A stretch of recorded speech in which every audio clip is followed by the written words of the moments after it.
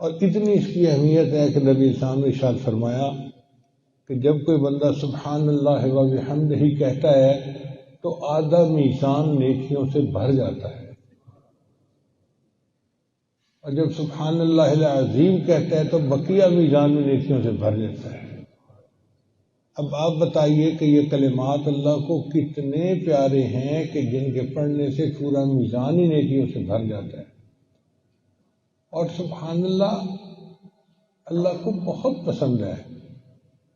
اللہ نے قرآن مجید میں خود اپنے آپ کو فرمایا فسبحان اللہ، اور اللہ کتنا پاک ہے۔ اللہ کو اس بات کا یوں سمجھے کہ لطف آتا ہے، مزہ آتا ہے کہ مجھے کوئی یوں کہے کہ اللہ تو پاک ہے، عظیم ہے، تیرے اندر کوئی کمی نہیں، کوئی کوتاہی نہیں، کوئی کجی نہیں ہے، تیرے اندر کمال ہی کمال ہے، کوئی کمی کا نام و نشان ہی نہیں۔ اللہ کو یہ بات اچھی لگتی ہے، میں کتنا بڑا ہوں، میرے اندر کوئی کمی نہیں ہے۔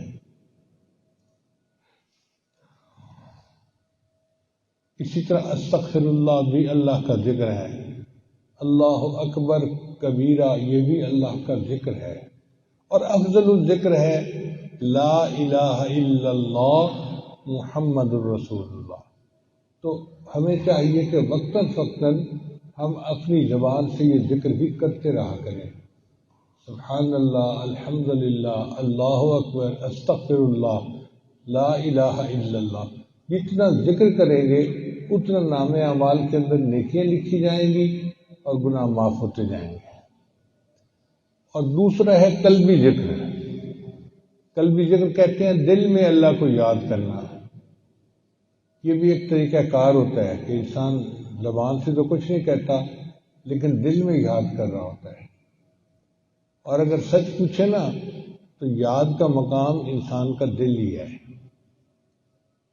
اگر بیٹا سعودی عرب گیا ہوا ہو اور اپنی ماں کو فون کرے تو ماں اسے کہتی ہے بیٹا میرا دل تجھے بہت یاد کرتا ہے، حالانکہ زبان سے بھی وہ تذکرہ کرتی ہے مگر نام دل کا لیتی ہے، میرا دل بڑا یاد کرتا ہے۔ اس کا مطلب کہ یاد کا مقام قلب ہے، اصل میں زبان سے اس کا صرف اظہار ہوتا ہے، اصل تو یاد دل میں ہوتی ہے۔ اور یہ جو دل کی یاد ہے یہ بے ریا عبادت ہے۔ آپ اگر زبان سے کلمہ پڑھیں، سبحان اللہ، الحمدللہ پڑھیں تو لوگ زبان ہلتا ہوا دیکھیں گے اور سمجھ جائیں گے کہ یہ کچھ نہ کچھ کر رہا ہے۔ دل میں یاد کر رہے ہیں کسی کو کیا پتا۔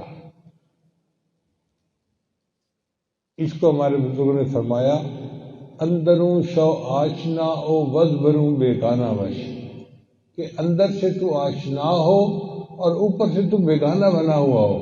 ای طریقہ زیبر اود کم تر اندر در جہاں، یہ طریقہ بہت بہتر ہے اور دنیا میں بہت تھوڑا ہے کہ انسان اندر سے تو اللہ کے ساتھ جڑا ہوا ہو اور اوپر سے ایسے ہو جیسے عام آدمی ہوتا ہے۔ یہ بے ریا طریقہ ہے اور اللہ کو بہت پسند ہے۔ شاعر نے تو یہاں تک کہا میان عاشق و معشوق رمزیست کرامن کاتبین را ہم خبر نیست۔ عاشق اور معشوق کے درمیان کچھ ایسے اشارے ہوتے ہیں کہ وہ ایک دوسرے سے بات چیت کر جاتے ہیں اور کرامن کاتبین کو بھی پتہ نہیں چلتا۔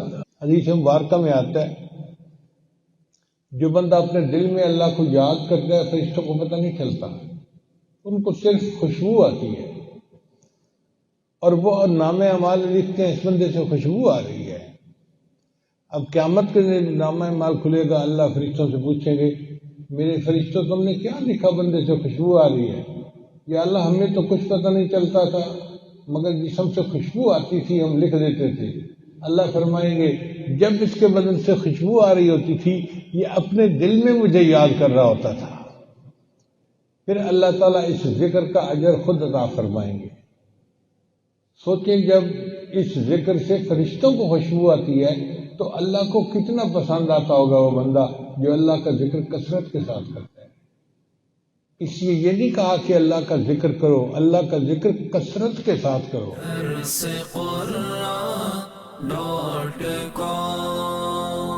www.darsequran.com